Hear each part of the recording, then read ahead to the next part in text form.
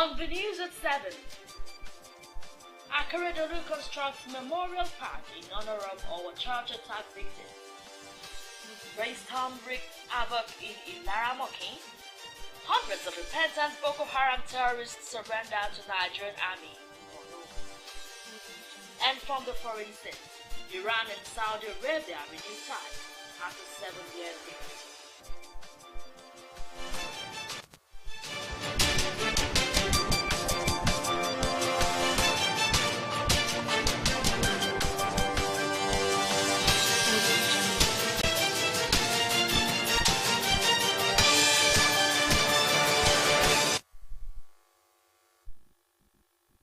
For joining us on the news tonight, my name is Timile Falade.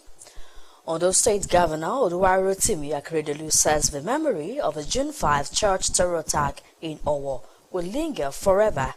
Governor Akeredolu, while inspecting the memorial park being constructed by the state government in honor of the slain victims, said no efforts will be spared towards immortalizing the departed. The governor hinted that the president-elect Bola Tinubu, who visited Owo to commiserate with the state and the people following the incident, will inaugurate the project when completed. Government House correspondent Wahab Ankoli completes the story. The families of those who lost their lives and the injured, the June 5 church terror attack will forever remain indelible in the annals of history. Determined to honor the memory of the slain victims, the state government has commenced the construction of a memorial park located in the heart of the ancient town of Owo. Governor Oluwarotimi Akeredolu, in company of the Minister of State for Transportation, Ademola Adigoroye, and some members of the State Executive Council, visited the construction site for on-the-spot assessment.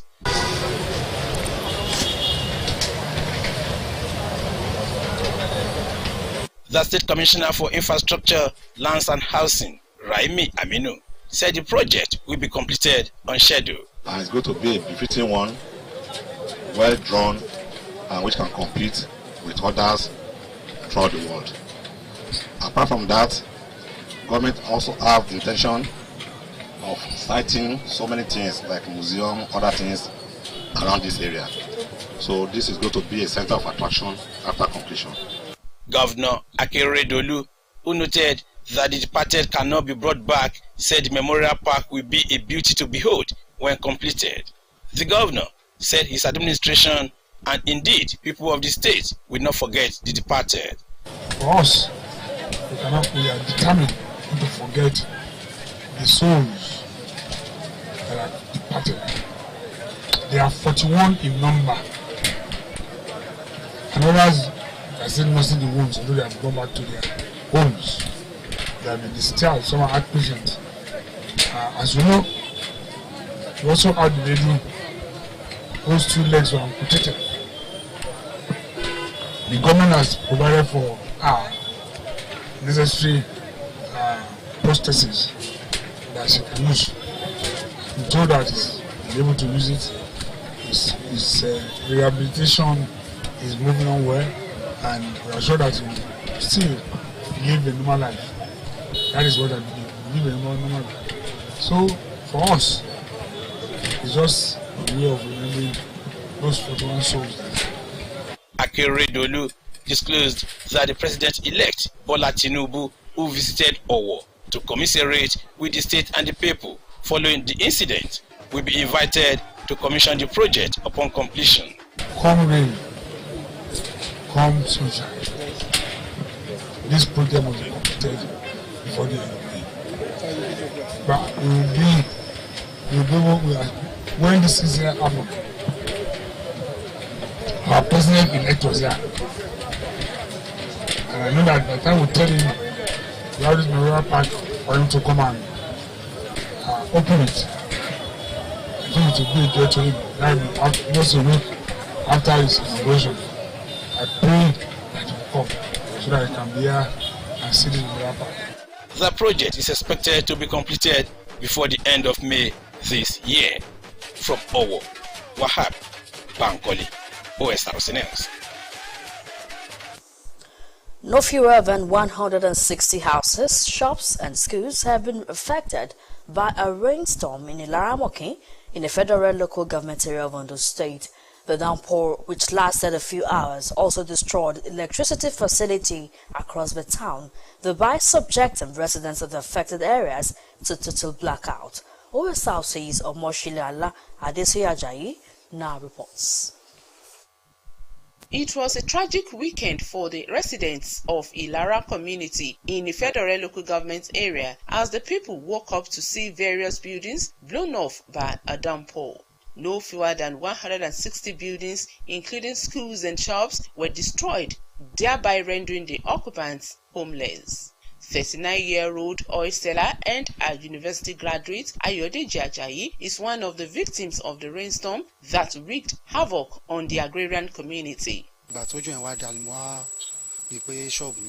Graduate mi so kí má bàa jalè kí má di pé bóyá mo borúkọ àwọn family mi jẹ́ òun mo sọ pé kí n rọra ṣe iṣẹ́ kékeré so ẹ̀bẹ̀ ni mo ń bẹ̀ ìjọba pé kán ràn mí lọ́wọ́. Also, electricity poles, wires and cables were damaged as some of the victims narrated their ordeal and asked for intervention from government and well-meaning individuals.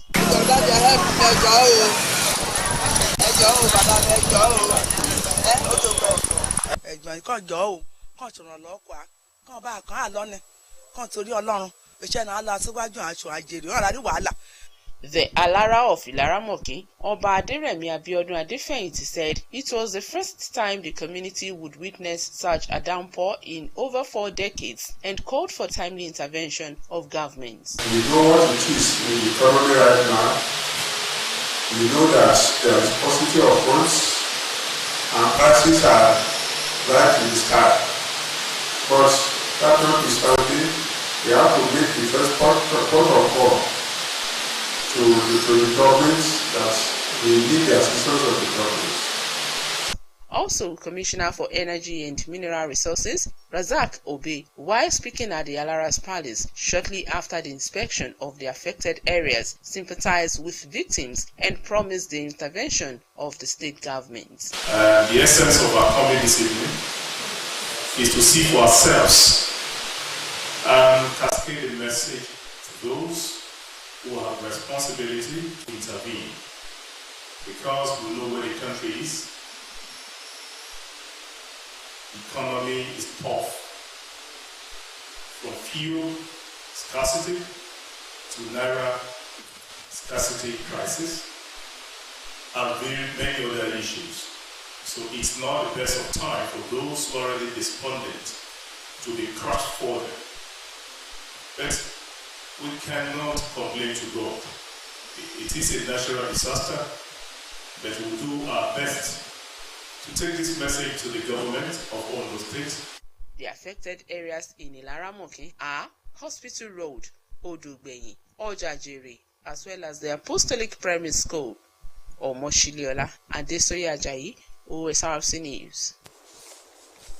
As part of ongoing operations to mop up illicit drugs across the country ahead of the next round of elections, National Drug Law Enforcement Agency officers have stormed Kajola, a border town between Edo and Ondo State, where they destroyed 3 cannabis cultivation on a 40-hectare farm.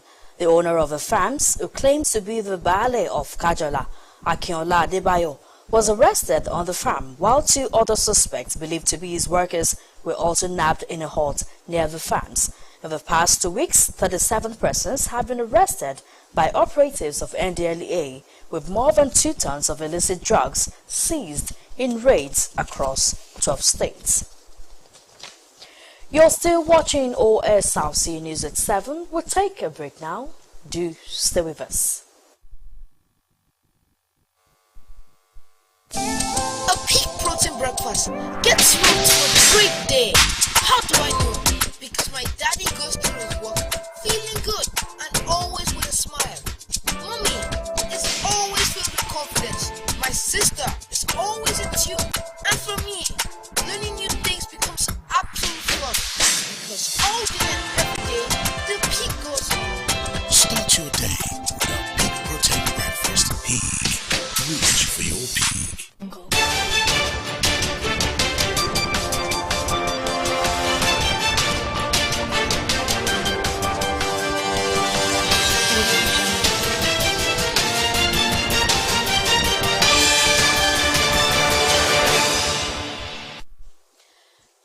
to have you back. You can watch us live on our website www.osrc.ng or follow us on Facebook, Osrc TV Ondo, and on YouTube you can subscribe to our channel, Osrc TV Ondo. Obafemi Awolowo University Ile-Ife has announced March 20 as new resumption date for students on campus following the postponement of the governorship and State House of Assembly elections. In a release by the Public Relations Officer of the institution, Abiodun Olarewaju, the new date for resumption of academic activities is now Tuesday, March 21, as against the earlier date of March 15. The school wishes the returning students safe trip back to the campus. The Socio-Economic Rights and Accountability Project (SIRAP) has urged President Muhammadu Buhari to instruct Minister of Information and Culture Lai Mohammed and National Broadcasting Commission to urgently withdraw the last warning and threat to revoke the licenses of broadcast stations over their coverage of elections and post-election matters. SIRAP Deputy Director Kolawole Oluwadare said the threat by NBC, if not immediately withdrawn, would limit freedom of expression and the ability of broadcast stations to cover important issues around the 2023 general election. The NBC had last week threatened to revoke the licenses of broadcast stations and shut them down, saying it would not hesitate to shut or revoke the license of any when convinced its activities are capable of undermining the peaceful coexistence of the country. In the meantime, the Corporate Affairs Commission, CAC, has expressed concern over the number of associations applying to register as medical laboratory science operators. CAC Registrar General Garba Abubakar made this concern known when he received Dr. Tosan Erhabo, the Chief Executive Officer of Medical Laboratory Science Council of Nigeria, in Abuja. Abubakar said in view of regulatory concerns, the Commission had repeatedly declined such defective applications. He restated the Commission's resolve to continue to collaborate with sister regulatory agencies to ensure that due process was followed in all registration processes. The Registrar of the Association described CAC as a veritable partner in the realization of his association's objectives. The Bayelsa State government has urged the Central Bank of Nigeria, CBN, to respect the judgment of the Supreme Court and ease the hardships of citizens caused by the new Naira policy. The government also appealed for calm amidst the challenges faced by Nigerians following the Naira redesign and cashless policy introduced by the CBN. It made a call through the State Commissioner for Information and Orientation and Strategy, Aibaina Duba, following protests by residents of the state over the policy. The government appreciated the pains of the residents caused by the implementation of the policy and the Supreme Court ruling on the old currency notes. It urged the CBN to clarify the validity of the old Naira notes being reissued by banks after the Supreme Court judgment. And now to insecurity matters. Following an attack that left 10 people and a police officer dead, the Kaduna State government has imposed a 24-hour curfew in 4 communities of Zango Kataf local government area. Special Assistant to the Chairman, Zango Kataf Local Government Council, Yabo FM, said the curfew was to allow soldiers restore peace in the area. A police officer and 10 others lost their lives following an attack by terrorists suspected to be herdsmen in the local government area. The deaths came barely 72 hours after a pastor's son was shot dead, while 4 others were abducted in the Karimbo Kahagu community in the Lere local government area of the state. No fewer than 443 repentant Boko Haram terrorists and their families have surrendered to the Nigerian army in Borno State. The renunciation followed their escape from the one-week massive attack by the Islamic State West African province ISWAP in the state. The Director of Defense Media Operations of Nigeria's Defense Headquarters, Major General Musa Damadami, revealed that the terrorists and the family members are now in custody of the army. He attributed the increasing surrenders to continuous deadly rivalry between Boko Haram and the ISWAP terror groups. He noted that the continuous rivalry between the terror groups could shape the dynamics of the counter-insurgency operations in the Lake Chad region. The church in Nigeria has been enjoined to be more involved in nation building through deliberate discovery, teaching and nurturing of citizens who will do their assigned responsibilities with the fear of God. Ondo State Governor Oluwarotimi Akeredolu, who made the call at the reopening of the Synagogue Church of All Nations Squan Akure branch, commended the leader, Pastor Evelyn Joshua, for holding forth after the demise of her husband and founder, Prophet Temitope Joshua. The report. The reopening of the Akure branch of the Synagogue Church of All Nations attracted eminent personalities from far and near. Governor Oluwarotimi Akeredolu, who was represented by his deputy, Lucky Ayedatiwa, congratulated the Synagogue Church of All Nations for the befitting edifice situated along Akure-Owo Expressway in the state capital, noting that the location will afford faithful in neighboring states to worship at the temple. Akeredolu recalled that the founder of the church, late Prophet Temitope Babatunde Joshua, popularly known as TB Joshua, contributed immensely to the development of Ondo State, in particular Nigeria as a whole, just as he left indelible marks on the global community. Commend the members of Synagogue Church of All Nations for standing by Pastor Ibn TB Joshua, for all your support, your contributions in the work of the ministry, so that the ministry can continue to progress, to do more exploits, even in a greater way than what the founder was able to do when he was here on earth. Thank you, all members of Synagogue Church of All Nations, for your support and standing by Pastor Ibn TB Joshua. He therefore charged believers to hold on to their faith in the Lord while playing their parts in the progress and peaceful coexistence of Nigeria, prayer and patriotic zeal. The importance of the church in our individual lives and even in nation building.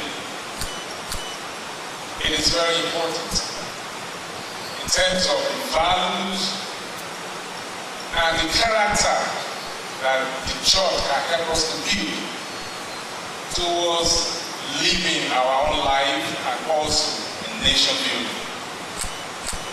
The church preaches love, peace, unity. In her address, the leader of the church, Pastor Evelyn Joshua, thanked Governor Akeredolu for redefining leadership, even as she reiterated the resolution of the Synagogue Church of All Nations to continue in blazing the trail by walking in the path of the Scripture at all times. Our mission is basically empowered by Jesus Christ and the Holy Spirit to allow people to enjoy the massive impact of healing, deliverance, and salvation which are needed in this time.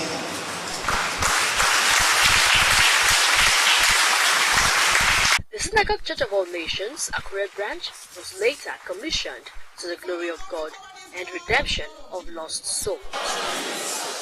We cover this mission with the blood of Jesus Christ.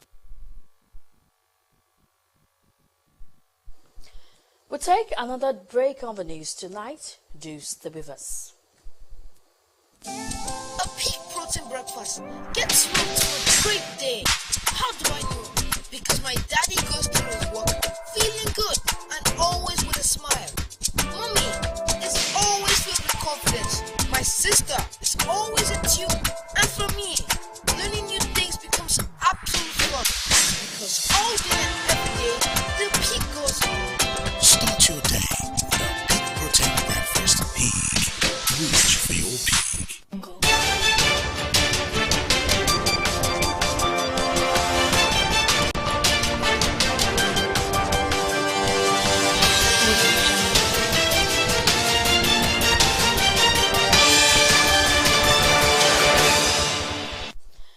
Glad to have you back. You're still on to OSRC News at 7. Now to the foreign scene.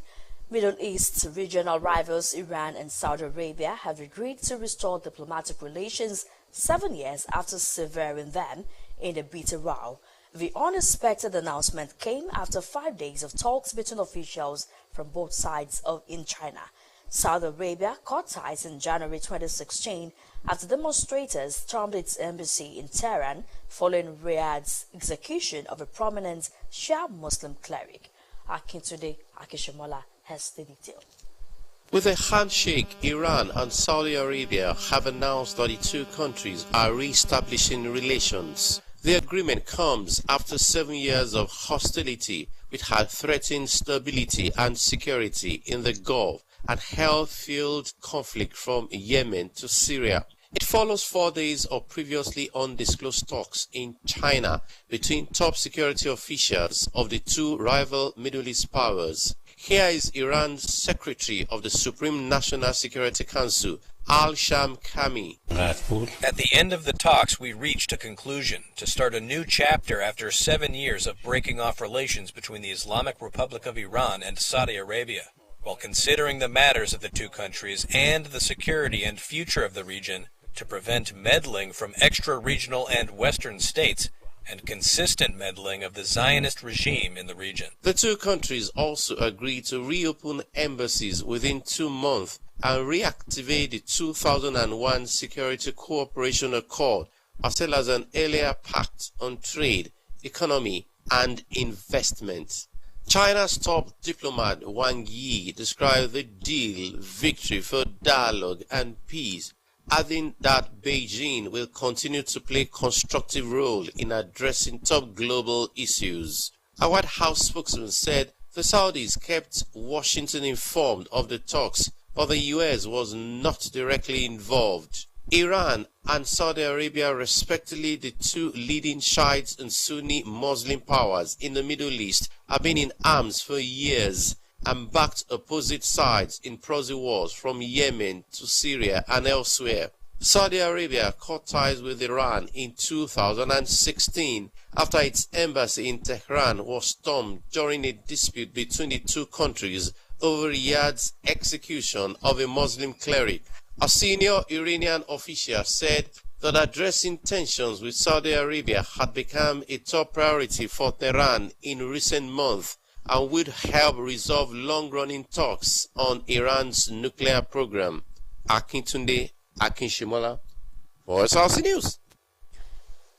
Japan has marked the 12th anniversary of the massive earthquake, tsunami, and nuclear disaster concerns grew ahead of the planned release of the treated radioactive water from the wrecked Fukushima nuclear plant and the government's return to nuclear energy.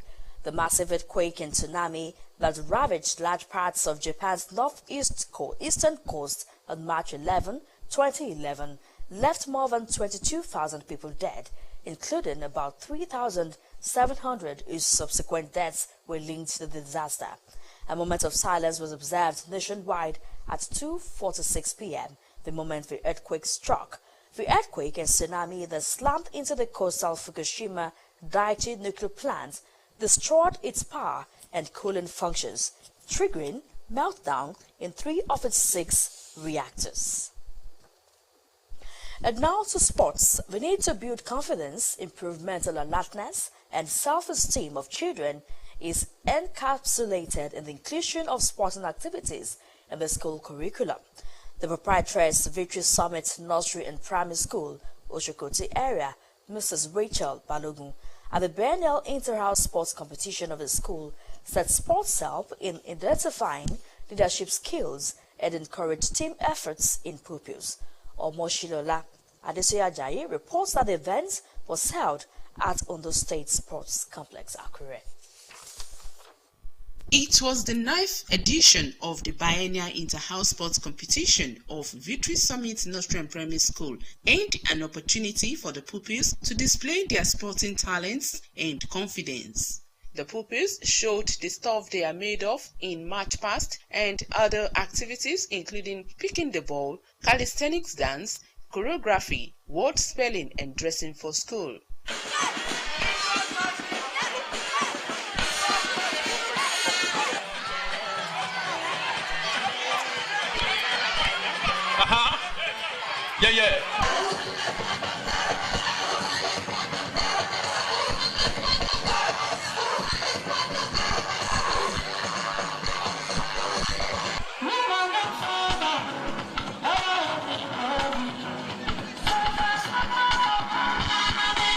Also, relay races for different categories, sack race, filling the bottle, egg race, fashion parade, staff as well as all students and parents races were among the other events competed for.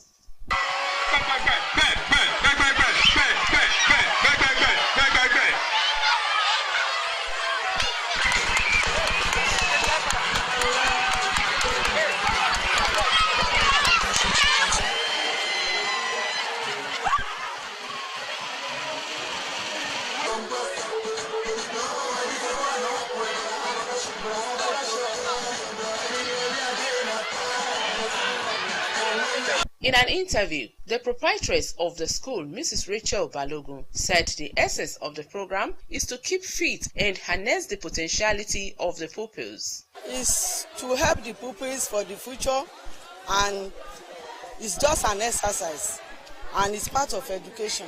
Some of the parents who spoke with OSRC said Victory Summit has constantly demonstrated the school as a citadel of academic excellence. At the end of the competition, Pink House emerged overall best, Yellow House second, while Blue House took third position.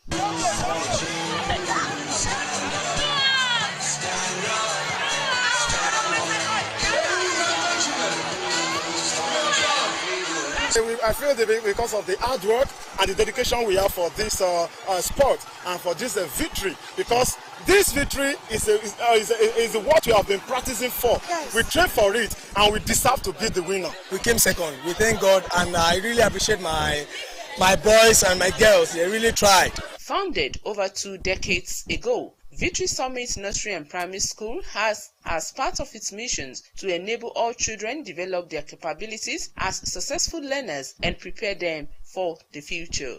Omoshiliola Adesoye Ajayi, OSRC News.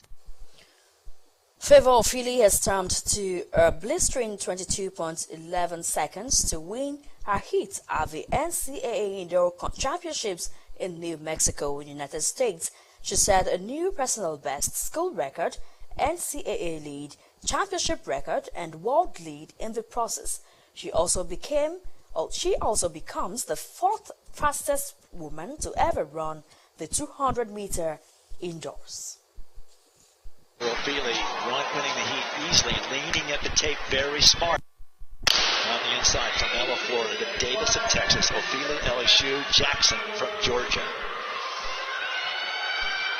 That was a nice start by Kayla Jackson on the outside. Took Favor Ophelia a minute to get going, but once she did, she blew by and made up that stagger in no time. Look at her lift now as she comes down the home straight. Favor Ophelia winning the heat easily, leaning at the tape, very smart. It's all on time. Before we go tonight, let's remind you that Governor Oluwarotimi Akeredolu says Ondo State has commenced the construction of a memorial park in honor of the slain victims of our June 5, 2022 attack. We also told you that no fewer than 160 houses, shops and schools have been affected by a downpour in Ilaramokin in the federal local government area of Ondo State. We also brought to you that 443 repentant Boko Haram terrorists and their families have surrendered to the Nigerian army in Borno State. And from the foreign scene came the report that Middle East regional rivals Iran and Saudi Arabia have agreed to restore diplomatic relations 7 years after severing ties in a bitter row. And that's the news. Thank you for watching. Good night.